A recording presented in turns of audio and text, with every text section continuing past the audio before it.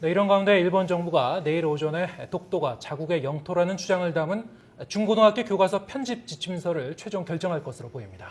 지난해 말 아베 신조 총리의 야스쿠니 신사 전격 참배 이후 틀어질 대로 틀어진 한일 관계가 더욱 악화될 것으로 보입니다. 국제부 취재기자 연결합니다. 안소영 기자. 네, 국제부입니다. 네, 일본이 이 중고등학교 교과서 편집 지침에 이 독도 영유권 내용을 기술할 모양이죠?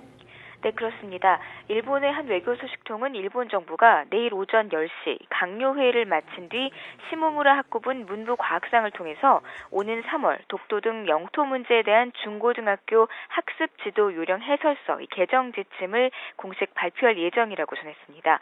일본 정부는 이번 교과서 학습 지도 요령에 독도는 일본 고유의 영토고 한국이 불법 점거하고 있다는 내용을 명기할 것으로 보입니다. 독도는 일본 땅이고 한국이 불법 점거하고 있다는 이 억지 주장을 중고등학교 교사들이 지켜야 할 교육 지침으로 공식화하겠다는 것입니다. 중국과 영토 갈등 중인 센카쿠, 중국명 다오이다오에 대해선 영토 문제 자체가 아예 존재하지 않는다는 점도 강조할 예정입니다. 이 학습 지도 요령은 교과서 편집이나 교사 지도에 대한 지침이고 해설서는 이를 자세히 풀어 쓴 일종의 보충 설명서입니다. 법적 구속력은 없지만 현장 교육과 교과서 검정 등엔 큰 영향을 미칩니다.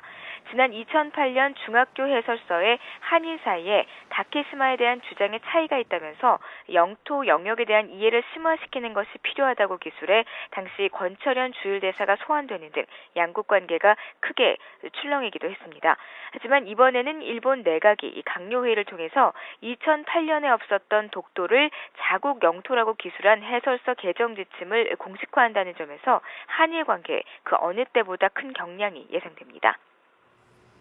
네, 일본 교과서 해설서에 이렇게 독도를 자국 영토다라고 분명하게 명기하는 것은 처음인 것 같은데요. 이 아베 정권의 교과서 도발은 이미 예고가 돼 있었다고요? 네, 맞습니다. 지난 2012년 말 출범한 아베 정권은 선거 전 보수층의 지지 세력을 염두에 두고 공약으로 바로 교육재생을 주창했습니다. 이 교육재생이란 한마디로 일본의 미래 세대에 대한 교육을 통해서 일본에서 태어난 것을 자랑스럽게 생각하도록 만들겠다는 것인데요. 당시 아베 자민당 총재는 정권을 탈환할 경우 주변국과 갈등을 빚고 있는 분쟁 지역의 영토 관련 교육을 강화하겠다고 예고했습니다.